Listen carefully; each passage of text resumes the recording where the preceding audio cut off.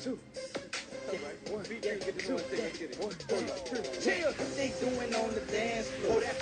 y'all know about that? Taking it back to the college days.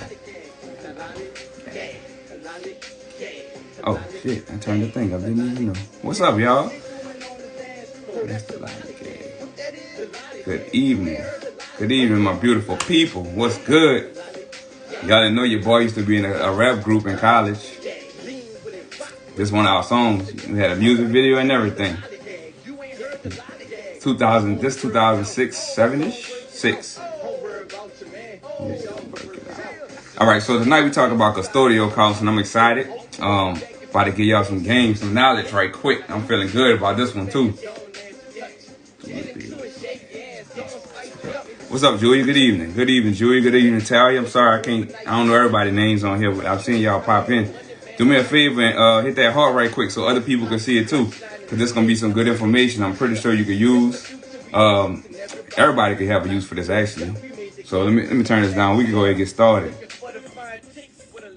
All right, cool. So good evening again. I'm about to tonight we talking about custodial accounts. It's really, really good. This is for anybody with kids, anybody with nieces and nephews, grandkids. This could be used for a lot of things. So I got a lot of questions. You know, I always post early in the week, like if you have any questions about the topic that I'm gonna be discussing on Thursday.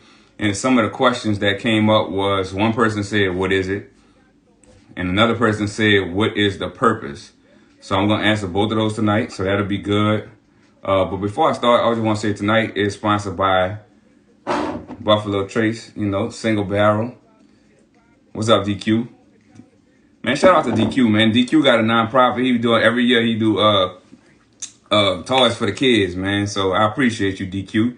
If anybody looking to donate to a good cause, he do toys for the kids in Louisiana, Texas, and Georgia. So my frat brother, LSU in the building, new side in the building. But anyway, all right, back to it. Custodial accounts. Let's talk about it. So what are they? Essentially, it's like a savings account on steroids that's set up and administered by an adult for a minor. So remember that it's set up by an adult for a minor. How does it work? So once you establish it, a custodial account kind of like functions like any other account at a bank or a brokerage. So the account manager, which would be you can contribute to it, to the fund, and then you decide how that money is invested. And I'll give you a good example of what I do too. But once that minor, this is a key part to remember. Once the minor hits the legal age of adulthood, so every state is going to be different. But once they hit that legal stage of adulthood, like in Louisiana, it's 18. So I have accounts set up for my kids, for both of my sons. Once they hit 18, that whatever's in that fund is transferred to them. They're going to be the beneficiaries, but the day when they hit 18, it immediately transfers over to them. So whatever's in that account immediately goes to them. And at that point, they claim full control. You don't have any more control of it or the use of it. So I'm going to share a photo real quick. I want to cover, let's see, share studio account. All right, cool. So I hope y'all can see that. So there's two primary types of custodial accounts. There's others, but these are the two primary ones. Oh, I'm sorry, that's the wrong graphic. My bad. Wrong one. That's what I get. All right. So there's two primary custodial accounts. You can screenshot this if you want. The first one is UTMA, so UTMA, Uniform Transfers to Minors Act. The second one is a Uniform Gift to Minors Act. And the main difference between the two, honestly, the main distinction is you can see is just that the kind of assets that you can contribute. So with the UTMA, you basically can hold any kind of asset. So that's real estate, intellectual property, works of art, collectibles, anything can go in the UTMA. With a UGMA, UGMA, that's the Uniform Gifts to Minor, that's a little older than the UTMA, but they're limited to just financial assets. So cash, securities, stocks, bonds, mutual funds, annuities, things like that, insurance policies. So if I had the choice of opening one or the other, I'm going to choose the UTMA, UTMA, because you can put virtually anything in it. All right. So just notice that your initial investment and the minimum account balance, it varies by company. Whatever company that's going to house your account, they have different qualifications as far as what you can and what you should put in them. But like I said, if I was recommending one or the other, I would choose the UTMA because you could put virtually anything in it. And remember, this is for your kids. So your kids are the beneficiaries. You just funding that thing while they're growing. So let me show you something else real quick. So pros versus cons. This is the one I made a mistake and pulled up earlier. So when it comes to pros, custodial accounts in general, they have a lot of flexibility, and they're really, really easy to establish and manage. Another thing, there are really no income limits, as you see, like with like Roth IRAs and stuff like that. Once you hit a certain income threshold, you can't contribute to a Roth IRA anymore unless you do a backdoor Roth IRA, which that's something else that other people do. I actually do that. Once you hit, like, I forgot what the limit is. I think they change it every year, but once you hit that certain income limit, you can't contribute to that anymore. Well, it doesn't matter with custodial accounts. You can continue to contribute to them no matter how much you make. Remember that, all right? And another thing is they don't require you to make any regular distributions at any point. So like with your traditional 401ks, things like that, they require you at a certain age to start taking distributions from that. Can anybody tell me why? That at a certain age, the government requires you to start taking distributions from your traditional 401ks. So basically, with the traditional 401ks, once you hit, I want to say it's 70 and a half, could be off there by a couple years. But once you hit that certain age, they start making you take distributions, because once you take distributions, the government gets taxes from you. So they start taxing you. That's why they want you to take it. Well, that doesn't matter with custodial accounts. They don't, like, there's no withdrawal penalties. They don't require you to take distributions at any point. So just keep that in mind. And when it comes to tax advantages, custodial accounts also have those. So the IRS, they consider the minor, the child, whoever's the beneficiary for this custodial account, they treat that person as the owner of the account. So whenever they hit that legal age and they want to start pulling from this account, they only tax that whatever the child's tax rate is at that certain point. So they're not really going to be heavily taxed, because, you know, children don't really pay a whole lot in taxes, you know, if they're not making that much money. So also, it's not limited to educational costs, as you have like with your 529s or your, what's it called? The Coverdell plans. So with the custodial accounts, you could do whatever you want with it. Not you, but your kids or your niece and nephews or your grandkids. They could do whatever they want with the funds. They don't have to use it on college or books or housing. They could do whatever they want with it. All right, so keep that in mind. That's very, very important. That's a huge advantage, in my opinion, outside of like a 529. And nothing wrong with a 529. My kids have both. They have a 529. They also have these custodial accounts. I want to give them options. I want to put them in a better position than I was growing up. I want to give them the baton, you know what I mean? Pass it on to them. And I'm just setting them up by putting them in position to have these kind of things. I'm trying to build trust fund babies. Nothing wrong with trust fund babies. We ain't had that. Nobody I knew had that, you know, growing up. But my kids, they're going to be straight, all the way straight. So anyway, when it comes to cons, since the holdings, they count as assets, the kids' assets, so they could reduce your child's financial aid eligibility when they apply for college, because they're going to consider that as their assets, your children's assets. So they're going to count that towards them when they apply for college. So it could affect it. It could also reduce like their ability to access other forms of government or community aid. So just keep that in mind. I still would do it. You know, you setting them up, you know. Also, any deposit or gifts made to the account is irrevocable.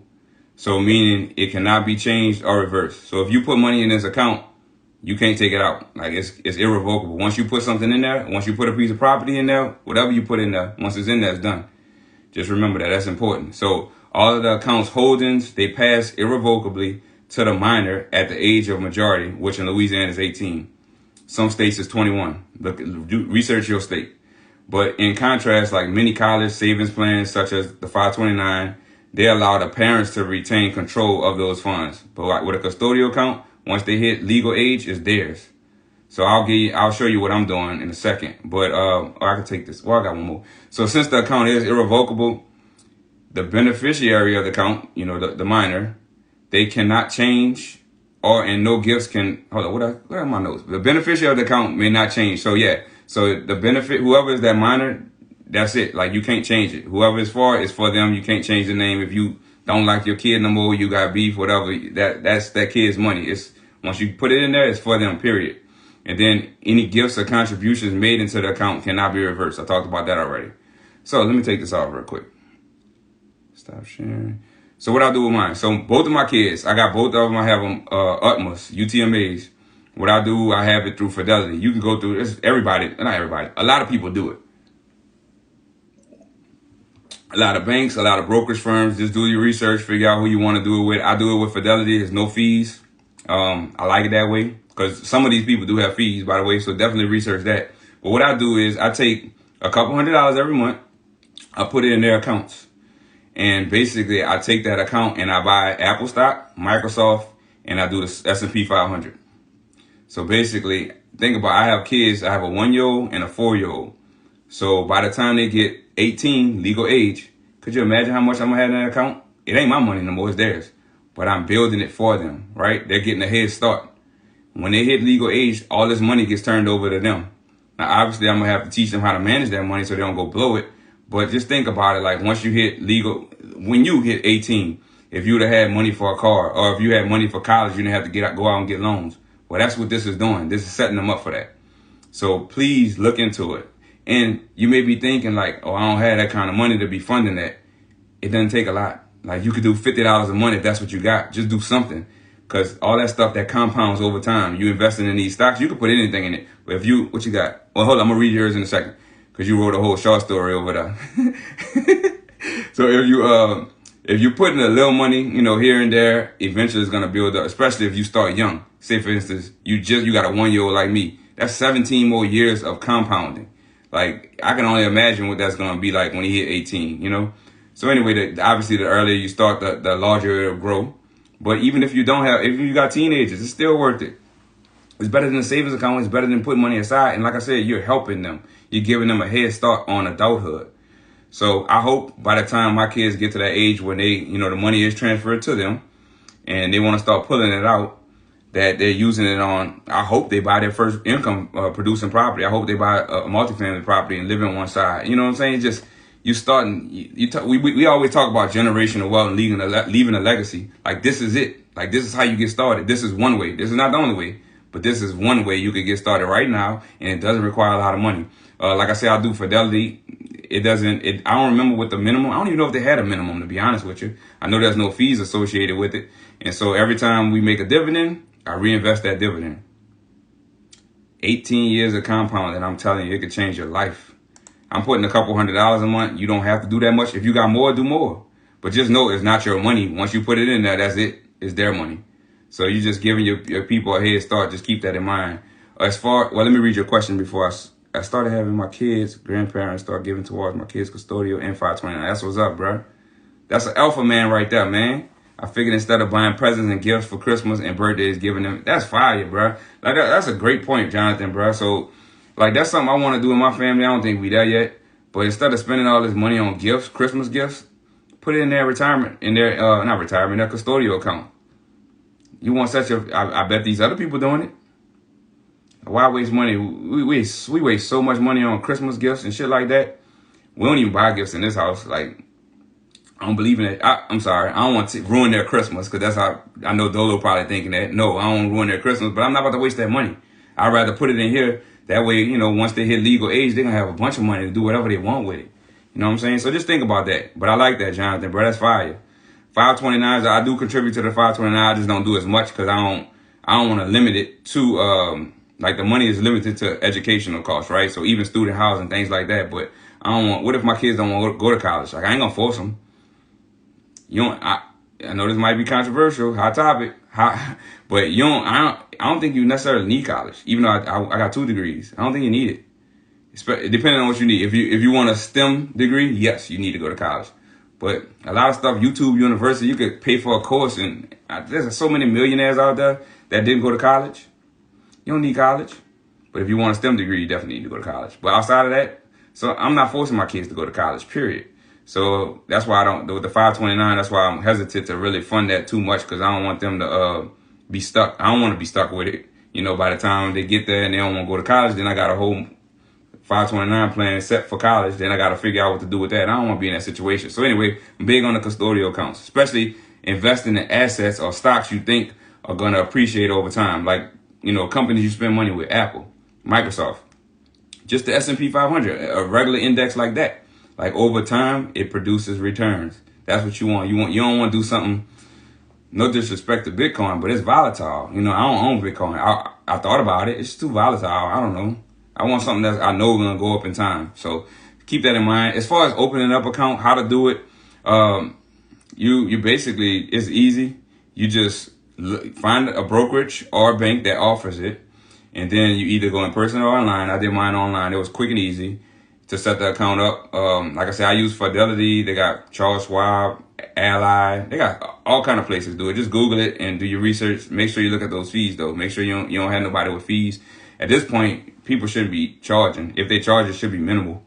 But what you'll need to provide. So when you open an account, you'll have to give them information about you and the beneficiary, the minor, whoever the kid is. So what they'll need is like your address, your social security number, contact information, all that kind of stuff. And of course, you'll need money to put into it. I've only went the route of funding the account to purchase stocks. I've never put real estate in there or collectibles or anything like that. And I never plan to. I got other ways of doing that through trust and things like that. But when it comes to the custodial accounts, I'm putting it in the brokerage account to buy stock because that's passive. I ain't got to do nothing. With the other stuff like real estate, I got to do something manual. That's work. I don't want to do no work. I just want to put it in there, invest the money, let it grow over time, passive. So I hope, I hope y'all knew about it already. If you didn't, great. But take action on it, please. Do something. I know a lot of people on here that I know y'all personally. Y'all got kids. Open up an account tomorrow. Open an account next week. And don't think you got to put a lot of money in there. Just fractional shares. You don't have to buy a whole share. Just do something. Because I'm telling you, the power of compounding over time is amazing. You'll be amazed. And your kids will thank you for it when they hit 18. Now it's on you to teach them what to do with that money, but at least you're giving them that head start in life, in adulthood, early adulthood. You're giving them a head start where they don't have to go out and get credit card debt and loans because they got their own money, because you did this for them. Just imagine if your people, your parents had done this for you. You probably would have blew it by now, but you'd be so far along. Because if you ain't had the right mindset of financial education, to do with the money, but still, it's a way to leave, build that legacy, leave generational wealth. What else I got here? So yeah, you can use it to purchase date when they get to 18. They can use it to buy a car, pay for college. They can leave it in there. They don't even have to take it out. To be honest with you, they can let it grow. So just more time of compound growth. You know what I mean? So just look into it. That's all I ask. Next week, I'm gonna be at a party. A title company is hosting a party. I'm gonna be there, but I'm gonna step out. I'm gonna go in the room because next week I'm talking about escaping the rat race. That one's big to me personally because I escaped that bit. So next week I'm talking about escaping the rat race. I'm going to go in the car or go in one of the empty rooms or something and get on here and talk about escaping the rat race. But in the meantime, if you have questions about the custodial account, hit me up. I ain't an expert by any means, but I know a little something. Like I always tell people, I'm just a dude from New Orleans with a little bit of knowledge. So with that being said, I appreciate y'all for tuning in. Custodial accounts. Look it up. Google it. Like I said, I'm with Fidelity. You use whoever you want. So far, so good with them. I've been doing it for, I want to say, a little over a year now with them. So, yeah, just consider it. Hit me up with any questions, though. I do this, and I love answering your questions. So, I hope y'all have a good evening. Next week, escaping the rat race. Everybody need to be on that bitch for real. If you work for somebody else, you need to be on that escaping the rat race. If you don't have a business, you need to be on there. If you're a W-2 employee, what was that post? Somebody posted this earlier, and I reshared it. It said, If you fail, hold on, I gotta pull it up because it was good. Give me 1 second, let me pull it up. I'm sure some of y'all done seen it. If y'all didn't, that's fine too, but I gotta pull it up because that shit was fire. Give me 1 second. It said, I reshared it on my stories. It was too good not to. All right. It says, oh man, they're trying to make me, damn it. I can't find it right now because it's trying to make me go, it's trying to make me look at the live. Damn. But anyway, it says something about you fail multiple times at a job, you get fired. If you fail multiple times on your business, you become a millionaire. It's basically talking about how, you in this business, when you become an entrepreneur, you learn by your failures. You learn by failing. That's how you learn and grow. But if you fail at a job, they're going to fire your ass. So anyway, escaping the rat race next week. Let's talk about it. I'm serious. I love that stuff. I love entrepreneurship. Best decision I ever made in my life. But in the meantime, hit me up if you have any questions on custodial accounts. I love doing this kind of stuff, personal finance, because all it does, like even talking about it right now, all it's doing is just reteaching me. That's why I like talking about it, because I'm relearning. So I appreciate y'all. Hit me up if you have any questions. I hope y'all enjoy y'all Thursday. I'm about to finish this. Have a good evening. Peace.